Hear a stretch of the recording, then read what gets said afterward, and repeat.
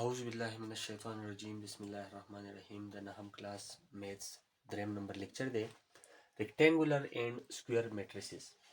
په پریویس دو لیکچرو کې مونږه انټروډکشن ټو میټریکس ویلو او په سیکنډ لیکچر کې مونږه آرډر اف ا میټریکس پیژندلو. دریم لیکچر دی ریکټینګولر اینڈ سکویر میټریکس. ریکټینګولر میټریکس څه ته ویلی شي، سکویر څه ته ویلی شي.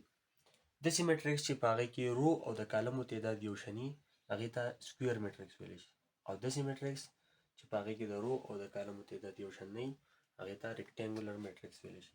فار ایگزامپل A یو میټریکس دی 1 2 3 4. په دې کې څومره روز دي؟ 2 رو دي. کالم پکې څومره دي؟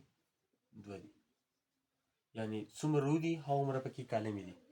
د رو او د کالمو تعداد یو شان دی، لہذا دا کوم میټریکس دی؟ سکویر میټریکس. دغه شانې بی یو میټریکس دی 1 9. په دې کې روز څومره دي؟ 1 2. کالمز پکې څومره دي؟ یو کالم دی پکې. تعداد یو شان نه دی، لہذا دا کوم میټریکس دی؟ ریکټینګولر میټریکس.